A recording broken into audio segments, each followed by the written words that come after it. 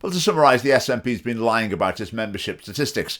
There was a rumour a little while ago saying they'd reduced by 30,000. The SNP denied it aggressively, but actually they were lying, because it had actually reduced by 30,000 over that period. So Peter Murrell has stepped down. I think the assumption is that he was the source of this dishonesty. But within the SNP organisation as well, there are other integrity issues. Peter Murrell's £107,000 loan that wasn't declared to the Electoral Commission, even though anyone remotely familiar with Electoral Commission regulations would know that you have to declare a loan like that. If it's over £7,500, you have to declare it. £107,000? Well, it didn't happen within the SNP. The £600,000 they raised from an independence campaign, but then misappropriated it, and now there's the membership lying as well. And it makes you wonder if they're the values at the heart of the SNP as an organisation, the SNP as the government.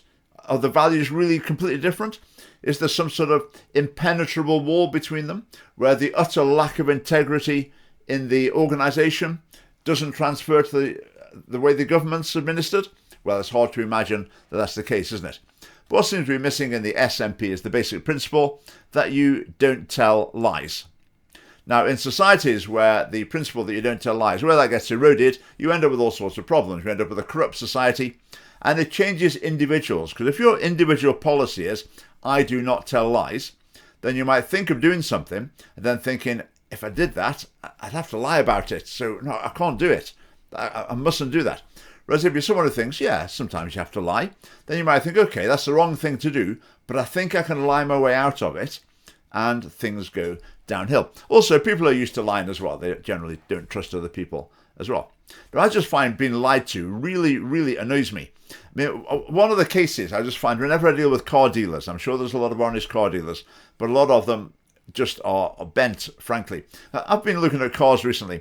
I went to see a car on a forecourt, and the label on it was about £13,000. But I thought that should be about £18,000. The label was a bit ripped.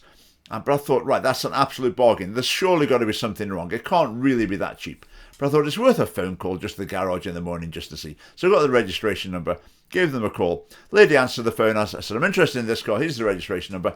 She said, oh, we've had a lot of inquiries about that one. She said, in fact, I think someone might have bought it this morning. So it might be gone. I'll put you through to the sales team, though. So I went through to the salesman. I gave him the information, gave him the registration number, and he said, no, that car doesn't exist. No, that car's not in our books at all. So it's obvious. The woman answering the phone, her brief is whatever car you phone up to ask about, she tells you it might have been sold this morning, just to make you think, oh, right, lucky me, it's still available. I better strike quickly and buy it. Then, I'll be the one who's done well to get it. But just purely dishonest as a matter of policy. Now, if the Scottish Family Party had its way, then in schools, instead of having all these lessons about political issues, the sort of issues I mean, there would be lessons about don't tell lies, honesty. So instead of having surveys about relationships, let's say, we have surveys about, do you think it's important to be honest? And they could have a target of increasing the proportion of pupils who say, yes, it is important to be honest. Yes, they wouldn't tell lies. So the Scottish Government, why don't they put that in the curriculum? Don't tell lies. Children need to learn that. It's wrong to tell lies. Well, part of the reason it's not in the curriculum because they want all the political stuff, political indoctrination instead. Another part of it is I don't think they believe it. That's not one of their personal values, so that's not a value that they want passing on to the children of Scotland.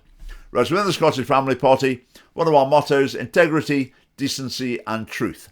And we could certainly do with a bit more of those in Scotland now, couldn't we?